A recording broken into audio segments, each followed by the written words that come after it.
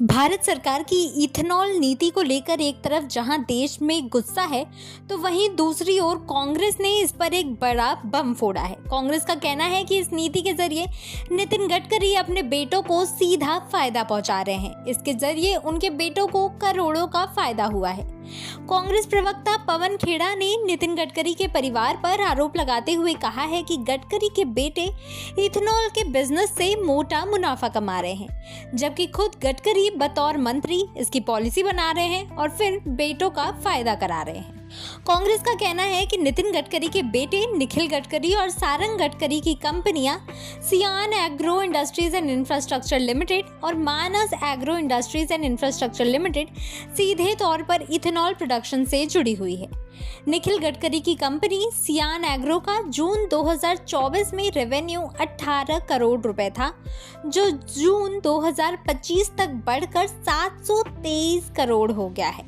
इतना ही नहीं, कंपनी के शेयर्स में भी बहुत भारी बढ़ोतरी हुई है। पवन खेड़ा ने तंज कसते हुए कहा है कि पिछले 11 साल के इतिहास में कोई भी स्कीम समय से पूरी नहीं हुई, लेकिन इथेनॉल मिश्रण का लक्ष्य तय समय सीमा से पहले ही पूरा हो गया। सबसे पहले तो समझते हैं कि इथेनॉल मिश्रण और ये पूरी नीति है क्या। दरअसल भारत सरकार ने पेट्रोल और डीजल के बढ़ते दामों को देखते हुए लक्ष्य रखा था कि इसमें इथेनॉल मिलाया जाएगा। इसे E20 नीति कहा गया था, यानी कि 20% इथेनॉल मिश्रण किया जाएगा। लेकिन इसे लेकर लोगों में काफी गुस्सा था। कार मालिकों का कहना था कि इसके इस्तेमाल से इंजन में और गाड़ी के अन्य हिस्सों में या पुर्जों में खराबी आ रही है, जिसके कारण लोगों का इस पर गुस्सा था। फिर भी सरकार इस नीति से पीछे नहीं हटी।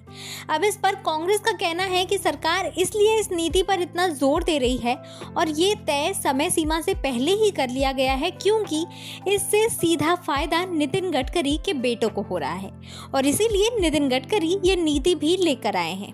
इस पूरे मामले पर अभी तक नितिन गडकरी या उनके परिवार की तरफ से कोई भी आधिकारिक प्रतिक्रिया सामने नहीं आई है, लेकिन कांग्रेस के इस हमले ने एक बार फिर से सत्तारूढ़ दल और विपक्ष के बीच टकराव को तेज कर दिया है।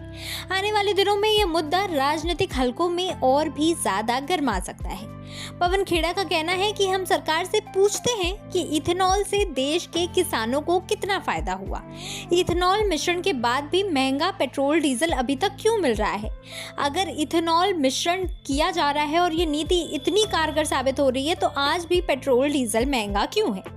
अब कांग्रेस इथेनॉल नीति और इस पूरे मुद्दे पर एक अलग ही रुख लेकर आई है, जिसमें उनका कहना है कि ये सब इसलिए किया जा रहा है ताकि नितिन गडकरी अपने बेटों को फायदा पहुंचा सके। अब इस पर भाजपा के प्रवक्ता संबित पात्रा ने तो साफ कहा है कि कांग्रेस पूरी तरह से बौखला गई है, उनके पास कोई मुद्दे नहीं है, इसलिए वो ये सब कह रहे हैं।